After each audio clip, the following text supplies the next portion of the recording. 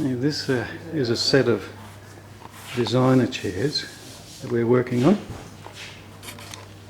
It's fairly thick leather, and the customer wants these refinished, recoloured. So first of all we're going to take back the finish, the top coat finish on that, and then apply some leather cleaner, some leather